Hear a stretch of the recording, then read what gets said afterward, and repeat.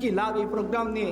যদি আমাদের প্রোগ্রাম, আমাদের দিনী কাজ, আমাদের পদক্ষেপ সে আল্লাহ মুখে আমাকে না করে, যে আল্লাহ সুবহানাহু ওয়া তাআলা বলতেছেন আলাম তাআলাম আন্নাল্লাহা লাহু মুলকুস সামাওয়াতি ওয়াল আরদ। ও আমার বান্দারা, অডিয়েন্সরা, তোমরা জানো না যে তোমরা এমন আল্লাহর ইবাদত করো যে আল্লাহ সুবহানাহু ওয়া তাআলা আসমান জমিনের সার্বভৌম কর্তৃত্বের অধিকারী, তবুও কেন সে আল্লাহর দিকে ফিরে আসো না? যে আল্লাহ তোমাদেরকে যে নিজাম দিয়েছেন সেই নিজামের দিকে কেন ফিরে আসো না?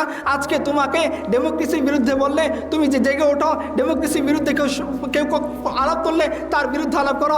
আল্লাহর বিরুদ্ধে যখন আলাপ হয় তখন তুমি কেন আলাপ তুলো না? যখন রসুলের বিরুদ্ধে আলাপ হয় তখন তুমি কেন আলাপ তুলো না? তোমার ক্যারিয়ার ভার্সেস দিন, তোমার অবস্থান ভার্সেস দিন, তোমার টাকা পয়সা ভার্সেস দিন, যখন দিনের সাথে ক্যারিয়ারের সংঘর্ষ, দিনের সাথে টাকা পয়সার সংঘর্ষ, দিনের সাথে নিজের অবস্থানের সংঘর্ষ, তখন তুমি কেন আমার দিনের ছায়া আশ্রয় নেও না? আর এটা তো সেই দিন যে দিন বদরের ময়দানে 313 জনের বিপরীতে 1000 জনের মোকাবেলায় বিজয় এনে দিয়েছেন। এই দিন তো সেই দিন যে দিন হুনাইনের ময়দানে 12,000-এর মোকাবেলায় 20,000 ছিল, আল্লাহ সুবহানাহু ওয়া তাআলা বিজয় এনে দিয়েছেন। আর এই দিন তো সেই দিন আহজাবের যুদ্ধের মধ্যে 3,000-এর মোকাবেলায় 10,000 ছিল।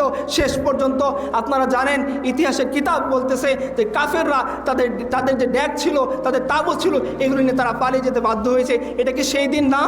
এটা কি সেই রব না যে রব বদরের ময়দানে বিজয় দিয়েছেন, যে রব আমাদেরকে হুনাইনের ময়দানে বিজয় দিয়েছেন, যে রব ফতে মক্কা দিয়েছেন, যে রব আমাদেরকে ইয়ারমুকের যুদ্ধে বিজয় দিয়েছেন, যে রব আমাদেরকে এমন শক্তি দিয়েছেন? কোন শক্তি?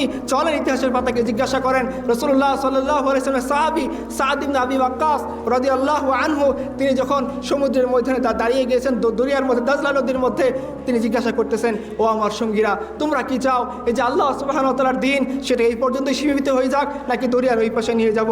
সমস্ত সাহাবীরা, তার সঙ্গীরা, তার অধীনস্থরা বলতেছেন, না আমাদের লিডার, আমরা এখানে আল্লাহর দিনকে খতম করব না, আমরা দরিয়ার পরেও ওর পরেও দিনকে নিয়ে যাব, কিন্তু আমাদের যাওয়ার মতো কোনো পোল নাই, কোনো যাওয়ার মতো সাঁকো নাই, কোনো নৌযান নাই, আমরা কীভাবে যাব?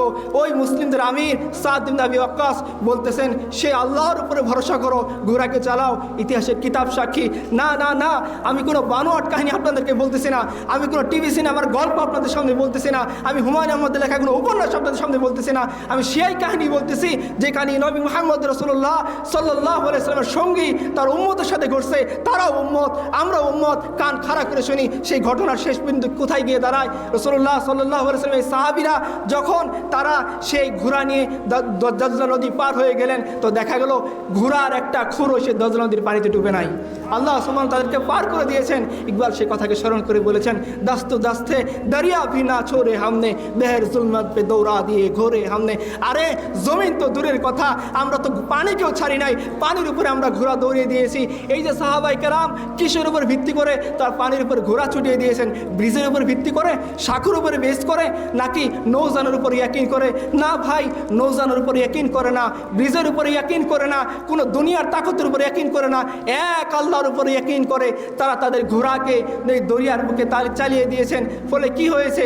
ফলে যখন দেখতেছিল শত্রু বাহিনী, এরা কারা যারা দরিয়ার বুকে ঘোড়া চালিয়ে এই পাশে চলে আসতেছে, ওরা বলতেছে খবরদার এই বাহিনীর সাথে যুদ্ধ করে বিজয় লাভ করার স্বপ্ন দেখো না। এরা এমন বাহিনী যাদেরকে না আসমান আটকাইতে পারবে, না জমিন আটকাইতে পারবে, না দুনিয়ার কোনো শক্তি তাদেরকে আটকাইতে পারবে। এই দৃশ্য দেখার পরে কাফেরা ময়দান ছেড়ে ভেঙে চলে গিয়েছে। এটা কোন শক্তি ছিল আমাকে বলেন প্রিয় ভাইরা? আমেরিকার শক্তি? এটা কি রাশিয়ার শক্তি? এটা ইসরায়েলের শক্তি? এটা মিসাইল পাওয়ারের শক্তি? না ভাই, এটা মিসাইল পাওয়ারের শক্তি না, এটা দুনিয়ার তাকত না, এটা মার্কাবা ট্যাঙ্কের শক্তি না, এটা ড্রোনের শক্তি না, এটা সেই শক্তি যার জবাব আমরা এক পাহাড়ি মোল্লার কাছে যাই। পাহাড়ি মোল্লাকে গিয়ে সবাই যখন বোঝাচ্ছিল যে আপনি যে ভাইকে আশ্রয় দিয়েছেন সেই ভাইকে যদি আপনি আশ্রয় না তুলে দেন আমেরিকার হাতে, তাহলে আপনার যে ইমারত আর ইসলামিয়া সেটাকে তারা তছনছ করে দিবে। তারা ওয়াদা করেছে 6 মাসের মধ্যে ইমারত বলে কিছু থাকবে না, একেবারে মাটির সাথে মিশিয়ে দেবে। সেই পাহাড়ি মোল্লা কান খাড়া করে শোনেন, তিনি সাহাবীদের শতাব্দীর মানুষ নন, তিনি আমাদের শতাব্দীর মানুষ। যে শতাব্দীর মধ্যে আমি আপনি বসবাস করতেছি, তারও তো জওয়ানি ছিল, তারও তো যৌবন ছিল, তারও তো দুনিয়া ছিল, তারও তো পরিবার ছিল, তারও ইমারত ছিল, তারও ক্ষমতা ছিল, আপনার আমার চেয়ে বেশি ছিল। আমরা 57,000 বর্গ মাইলে গর্ববোধ করি, তার বর্গ মাইলে হয়তো আমাদের চেয়ে বেশি ছিল। এই পাহাড়ি মোল্লা রহমতুল্লাহি আলাই তিনি বলতেছিলেন, আরে শুনে রাখো, যারা আমাকে বুঝাইতে আসছো যে এই ভাইকে যদি আমি শত্রুর হাতে তুলে না দেই তাহলে তারা আমি ইমারতকে ঘুরিয়ে দেবে, আরে শোনো, ওই শত্রুরা ওয়াদা করেছে তারা 6 মাসের মধ্যে ইমারত ঘুরিয়ে দেবে, আর আমার রব ওয়াদা করেছেন আমাকে তিনি বিজয় করবেন। আমি দেখতে চাই কারো আদা সত্য হবে। আরে ভাই, তো আমাদেরই শতাব্দীর মানুষ। সব কথা বাদ দেন, সাহাবা একরাম তো বহুত দূরের কথা, তাদের ইয়াকিনের সঙ্গে যদি আমাদেরকে দাঁড় করানো হয়, মিসমার হয়ে যাবে সমস্ত অহংকার। তাদের সামনে যদি দাঁড় করিয়ে দেওয়া হয়, মিসমার হয়ে যাবে সমস্ত আমল। তাদের সামনে যদি দাঁড় করিয়ে দেওয়া হয়, বলার মতো কোনো কিছু থাকবে না। এই পাহাড়ি মোল্লা রহমতুল্লাহি আলাই, তার সামনে যদি আমাদেরকে দাঁড় করিয়ে দেওয়া হয়, বলেন সে জবাবটা কি হবে?